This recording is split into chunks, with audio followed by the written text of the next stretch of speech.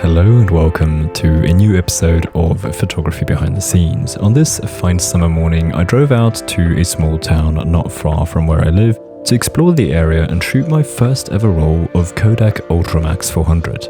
Another thing that was a first time for me was shooting with this camera. Let me interrupt to tell you the story about this camera. So one day I was just at home working on a different video while Melly was visiting her grandparents, and then as she came home, she was excited to tell me that she's got something for me. She gave me this bag, and as I opened it, I was thrilled. Inside was this beautiful Mamiya Sequel 1000 TL. Not only that, the bag even had several lenses inside it.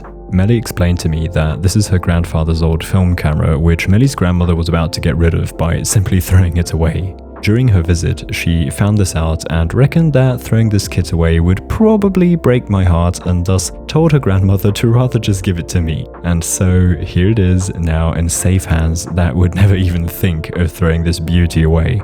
So then, a couple days later, I decided to go out with my first roll of Ultramax and this new Mamiya.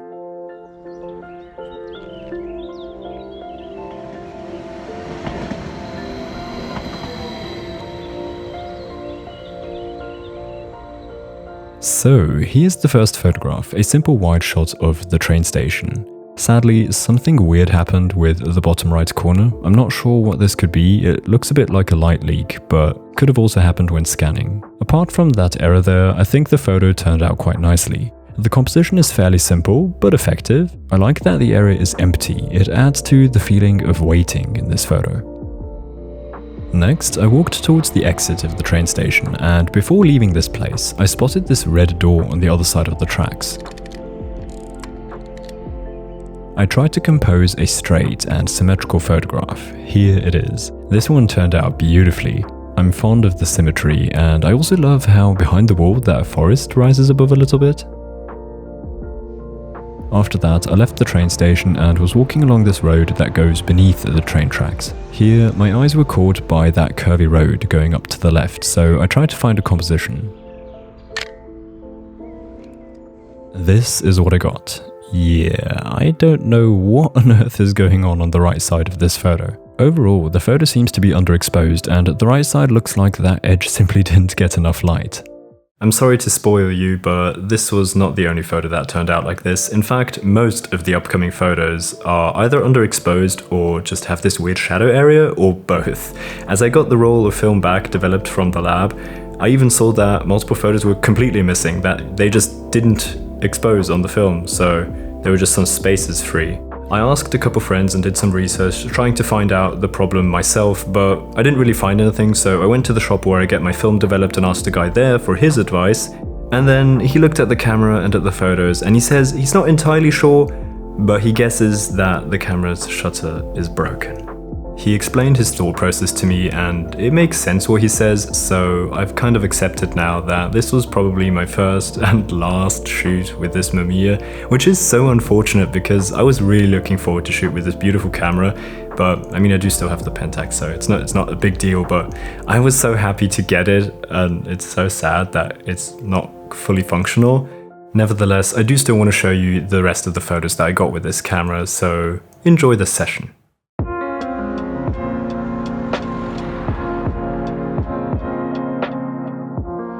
So I had come down here from where I looked up to the train tracks at one point and spotted the moon. It's barely visible on the GoPro footage, but you'll see it in the photo because I swapped my lens from the 35mm to a 50mm to get that moon a bit bigger in my frame.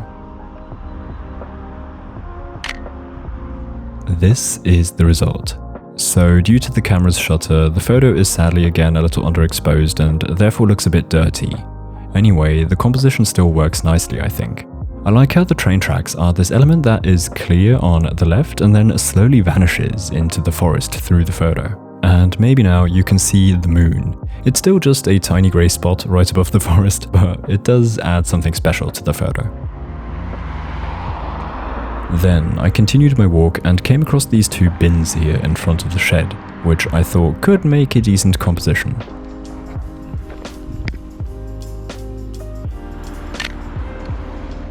This is what I got. I think it's okay. Again, the photo overall looks a bit dirty and we're unintentionally underexposed. The composition and general subject matter here is not bad, but also not good at all, I find.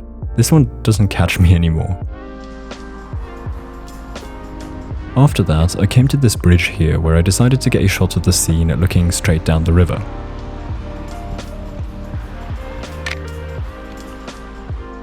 This one worked out okay. There's this thing going on again that looks like a light leak, but I'm not sure if it is. Overall, I have to say though, I'm not so fond of this photo. What I saw as I was there was beautiful, but as a photograph, I find it a little boring. Then, as I was walking up this road, I saw this tree on the other side and thought this might be a nice subject. This is it, and I think apart from the repeated technical issue, this photo is actually quite nice. I like the separation in layers from the front grasses, the road, the tree to the forest at the back. One little thing that annoys me a wee bit is that white road post. Then I continued to walk up the road and came to this point from where I enjoyed the scene looking back down, and so I set up a composition and got this here. I like it. It captures the mood I was aiming for in this photo. It feels peaceful and quiet. It gives me the impression of a Sunday morning when the town is sleeping in and the viewer has a quiet walk alone.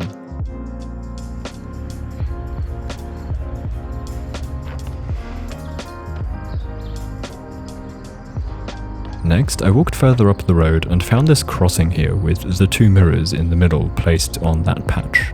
This scene intrigued me with just these few elements, and so I decided to photograph this place.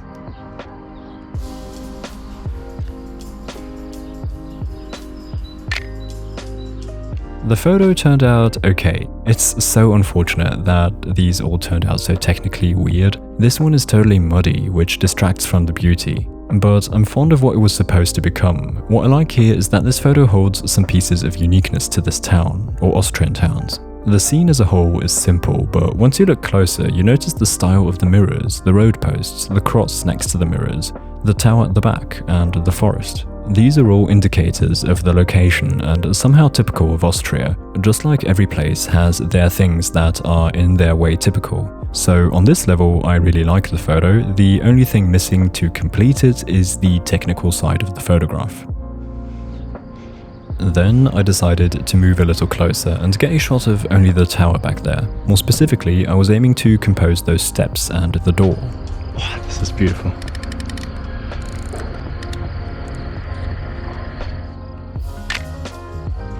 Here's the result, and I'm liking it. This one actually turned out pretty good from a technical standpoint in comparison to the last couple photos. And apart from the technical aspect, I'm really fond of the scene I was able to capture and how the composition works. The photo is strongly focused on the middle, where we as the viewer get to see a multitude of interesting details. I love those steps. They were the reason to consider this photo in the first place. And also, I think it's so cool how that bush of leaves crawls up the tower's side.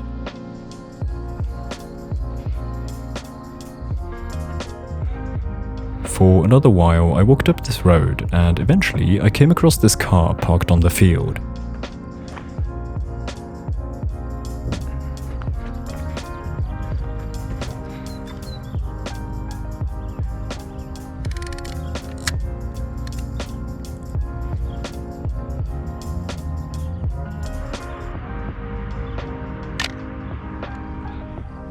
This is the outcome. Yeah, not really what I was aiming for. I think if the light would have been more interesting, this could work, but just as it is now, it's not catchy.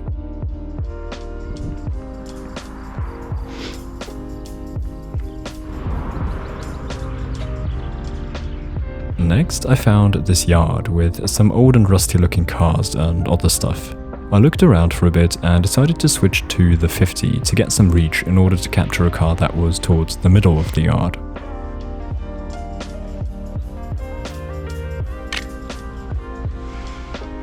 This is what I got, and I think it's quite cool. We get a lot to look at, and I find myself staring at the image for quite some time to catch everything that's in it.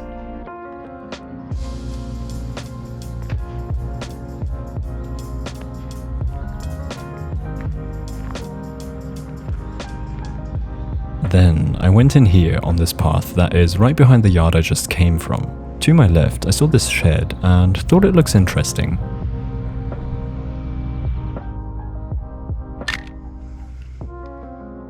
This is it. I think it turned out okay, but it's nothing special.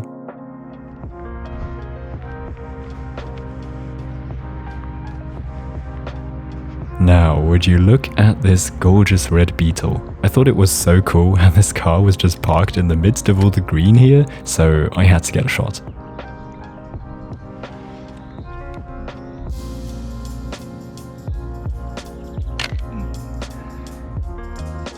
And this is it, and I like it. I think the car's color creates this perfect color contrast for the car to shine as the subject of this photo, and the scene as a whole is just so intriguing with all its greenery and this random car parked here.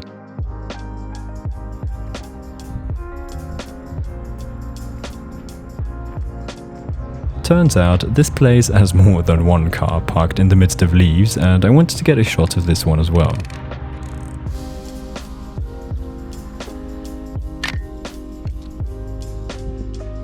This is the outcome, and it's such a pity that the camera has this error. This shot sadly got underexposed and it looks too dark and muddy, which distracts from the beautiful photo it could have been. I'm actually considering to come back here and get the shots again, but better. Anyhow, that was the last photo of this session. Unfortunately, I feel a bit sad about the outcome of this morning, but I hope you enjoyed it anyway. Let me know which is your favorite. Mine personally is this one over the car. If you found some enjoyment in this video, leave a like, that helps me to grow this channel. Consider subscribing if you haven't yet, and I'll hopefully see you again next week in the next video. Until then, goodbye.